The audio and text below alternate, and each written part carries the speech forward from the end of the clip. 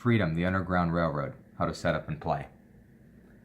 The first thing we'll do, players are playing the role of abolitionists, helping free slaves from the South using the Underground Railroad network to make their way to Canada. First, players will select their role card, or you can randomly shuffle these and determine it.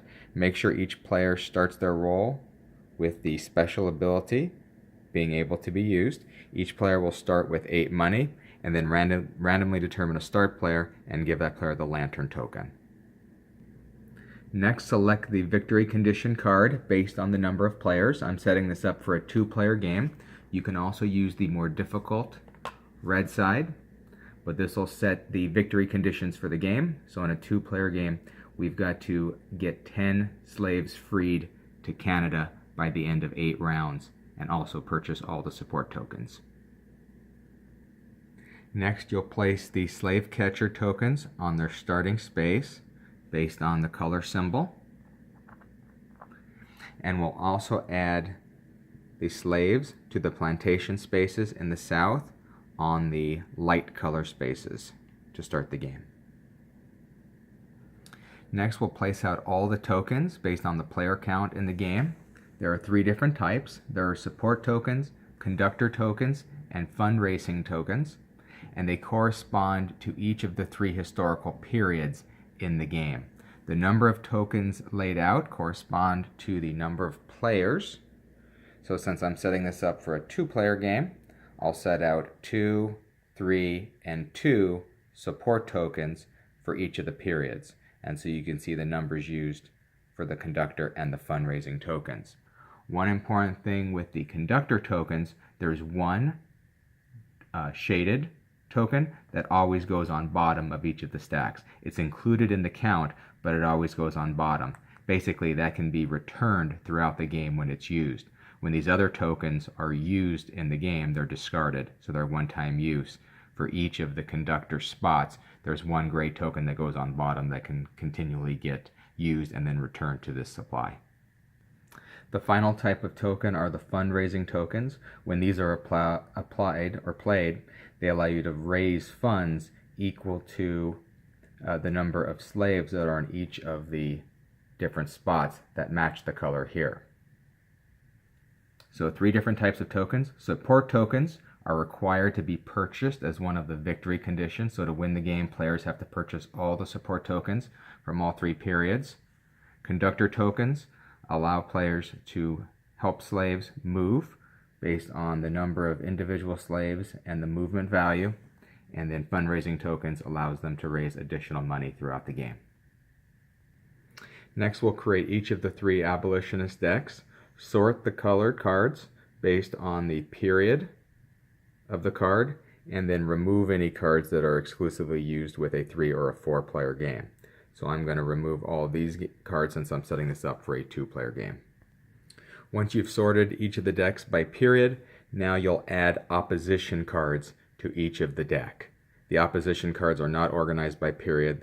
They're all the cards with this red back.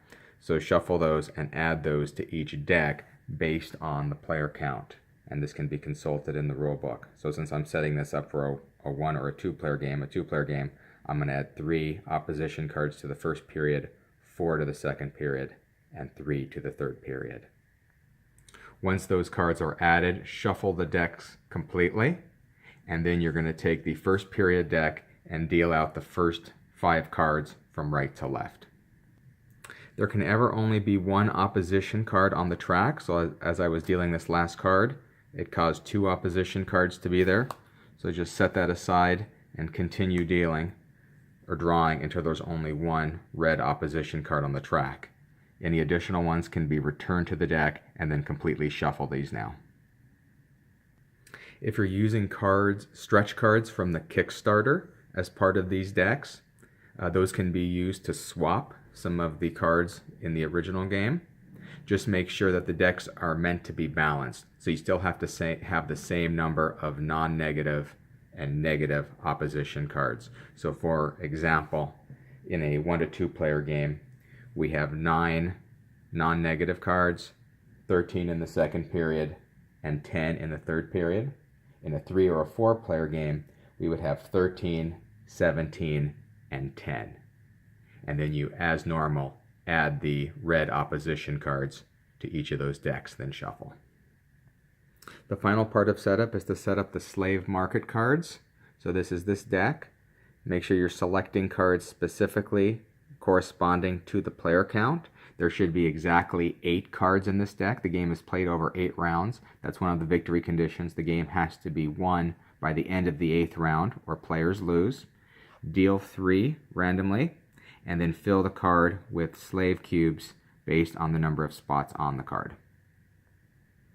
Each round has 5 phases. The first phase is the slave catcher phase. Then there's a planning phase, action, slave market phase, and then lantern phase. In the first phase of the game, or the first phase of the round, we roll the slave catcher dice and we resolve their movement. So one die corresponds to each of the slave catchers, and then one corresponds to movement, either westerly movement with the unshaded areas or the darker areas that correspond to easternly movement, and you can see right there. If this symbol's ever rolled, we would end this phase immediately and no slave catchers would move this phase. But as an example, let's say we roll the dice, and let's say that's the outcome of both dice. So we find that symbol, and we're going to move this slave catcher along their path 3 spots that follow these arrows. So we can see the first movement is from there to there. The next arrow following the color of this path is that one, and the third one would take it down there and end its movement. Any slaves where the catcher ends its movement are immediately returned to the slave market. So if there was a slave there and the catcher ended its movement here, this would get immediately returned to the bottom card of the slave market. They get returned one at a time, starting with the bottom card. Keep in mind too, it's only where they end their movement. So let's say there were slaves here and there, and we know it was moving 3 from its starting position. 1, 2, 3. It would pass through that one and only capture the slave where it ended its movement. As another example, let's say we're later in the game and this is what we rolled. So this slave catcher would move 1 space along that one. These square areas can hold up to 4 slaves. All of these would be captured. So they'd get returned one at a time to the slave markets, just like that. The next phase is the planning phase. Each player can take up to 2 tokens from the available tokens here. They've got to pay the money associated with the token, and they can only ever acquire tokens from the current period that we're in. So support tokens always cost 10 to purchase. The conductor tokens cost the amount above the specific conductor token, and the fundraising tokens cost no money to take. So this can be one of the 2 tokens taken by a player during the planning phase. You'll remember that one of the victory conditions is purchasing all of the support tokens by the end of the game. The conductor tokens allow players to move individual slaves up to the indicated distance, and the fundraising tokens can be used when played. If this one got played, for every slave cube on a green oval spot, the player would earn $1. Players can never share or transfer money. All the player stays with that current player throughout the game. So that's part of the strategy of the game, is understanding who needs funds at the right time. There's no limit to the number of tokens that a player can accumulate. They can ever only just acquire 2 during the planning phase. Whenever the last support token is purchased by a player, the game pauses temporarily. Any remaining cards in that period are removed from the game. Any cards currently on the abolition track stay, but now we've moved to the next period. So now any cards that get drawn for this track will come from this deck, and players are now eligible to acquire tokens from this period and prior periods. The next phase is the action phase, where each player, starting with the lead player, can take any combination of actions available to them. So these are the 5 different types of things they can do, each player. They can use their role card's one-time special ability. They can gain the benefit of their role card. They can buy and resolve one abolitionist card. They can play a conductor or a fundraising token, and then they can play a second conductor or fundraising token. So they can do each of these 5 things once. They can do them in any order. So for example, they may decide, let me get the benefit of my role card, let me play one conductor token, let me buy and resolve one abolitionist card, then I'll resolve and play a second token, and then I can or may not decide to use my one-time special ability. A player can also pass all of their actions and instead get money. If they pass in the first phase, they'd get $3. In the second period of the game, $4. And if they pass in the third era or third period, they would get $5. So let's look at these individually. The first thing they can do, they can gain the benefit of the player's role card. So each role card has benefits at the top, so they can get all of these benefits each turn. They also have a one-time special ability at the bottom of their role card, and that's this. When this is used, you would flip over the role card to indicate that that's no longer available for this player for the remainder of the game. Also note that the power of the ongoing role may get diminished. On a player's turn, they can also buy and resolve exactly one abolitionist card. They can buy any of the available cards as long as they pay the indicated cost. When a card is purchased, it just comes off the track into their possession. Nothing changes here. This would remain as an open spot.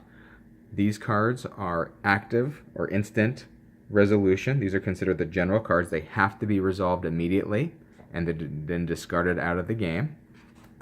There are what are called reserve cards with a different background, and they will get placed in this area of the player board, and they can be used whenever the player chooses. If they later acquire another reserve card, you'd simply have to discard this. They can only hold one reserve card at any time, and they can decide when to play that. They may also decide to purchase one of the opposition cards.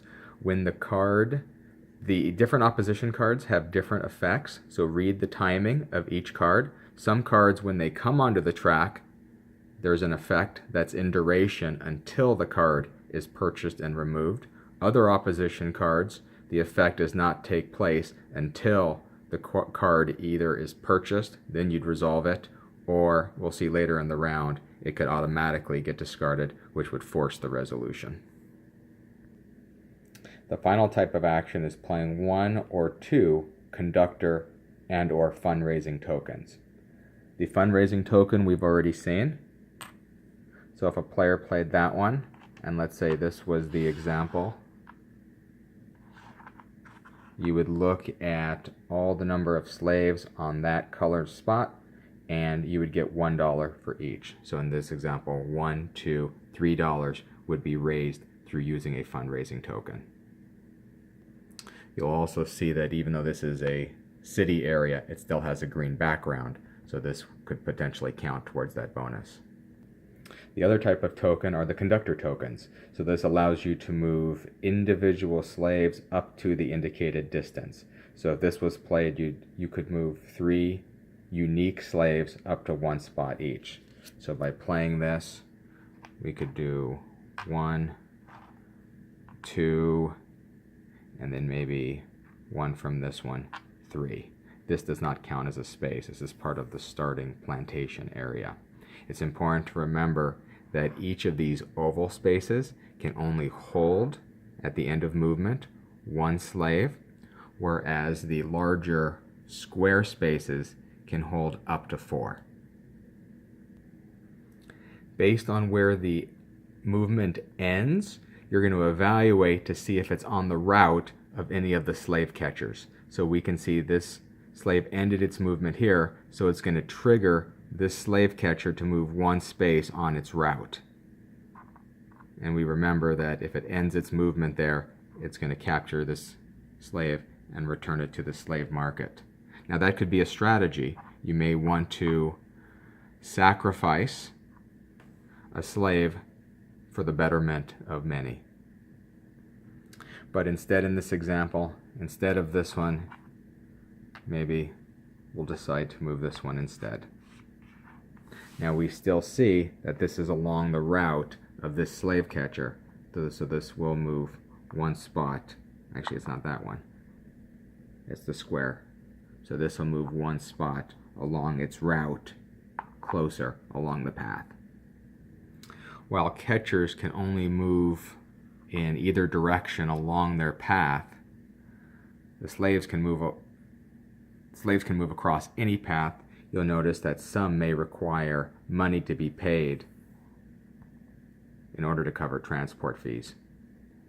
Also important is that these three slaves have to be unique. You could not move the same slave twice with this action. They have to be unique. But once this is discarded, that resets. Now we can play a second token or move or use the ability of a roll card, and all the slaves are now in play again. So this one allows you to move two unique slaves up to 2 spaces each.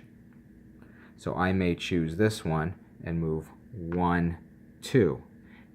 Only where it ends its movement will it trigger movement of the slave catcher. So even though it passed through here, it would not trigger this. It would just trigger this one because that's where it ended its movement. So we trace the path and see that this one's going to move one spot closer along its path. Also, based on where a slave ends its movement, it may help raise funds towards the abolitionist cause. So immediately that player would collect the money indicated with the spot. So to complete this example, I can move another unique cube. So maybe I choose to move this one. Actually, let's move this one. When cubes are moving twice, they can move through other slaves to the spot. It's only at the end of the movement that this oval spot can only contain 1 slave, and the squares can only contain up to 4. So while you could move through other slaves, a slave can never move through a catcher. That's not permitted. So to complete this example, we move this one 2 spaces through that cube at end its movement here. So again, it's going to trigger 1 additional movement by this catcher along its path. Anytime a slave has made it all the way to Canada, it's going to instantly go to the freed slaves track. That counts towards our victory condition based on the number of players. One final point on movement: whenever one of the abolitionist cards refers to the effects of movement, they're talking about both the effects of slave catcher movement and collecting money. So if it says move a slave without effect, it means you would ignore this, but you would also ignore any money collected. The 4th phase is the slave market phase. You're going to deliver all slaves to the plantations based on the lowest slave market card. So you've got the ones that started there along with any that were caught previously, and those will get returned to empty spaces. It's the player's choice as a group where they decide to put them, as long as there's available space. Here we can see there's only 1, 2, 3, 4 open spots, but yet we're delivering 6 slaves. So any in excess are immediately lost from the game. So in this example, I filled all open spots, and I guess 2 were left over without an available spot. So those immediately come up to the slaved lost track. If you're ever unable, if all the spots are filled and you're unable to place one here, the game is immediately lost. Once you deliver the slaves, basically discard that card. You would slide the cards down, reveal a new card, and put the indicated number of slaves on the card. Also, if this was the 8th card being delivered, the game would automatically end. Players have to win before the end of the 8th round. The final phase is the lantern phase. The first thing we do is we trigger or discard the last abolitionist card. So you can see that here. So this arrow indicates that this comes off the board. If it was an opposition card, it would get triggered. In a 1 or a 2 player game, both cards will come off the board. So they'll get discarded. If there was an effect associated with an opposition card, it automatically gets resolved, and then remaining cards would slide down, and we would draw 2 new from the deck.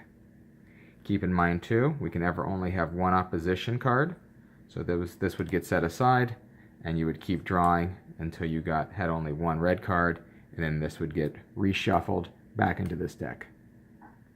If there are only red opposition cards left in the deck, whether that's the exception, you would draw as many are required to complete the abolitionist track. And then finally, you're going to pass the first player marker clockwise to the next player. They'll be the start player for the next round, and then you can see, as we mentioned, if we get to the end of this whole phase and it was the last slave market card delivered, the game is over. So the game is always lost immediately at the end of the 8th round if players haven't won yet, or if you're unable to place a cube into the lost slaves card. But the game is won at the end of any round once all support tokens have been purchased and you freed the required amount of slaves to Canada. And that's everything you need to set up and play Freedom, the Underground Railroad.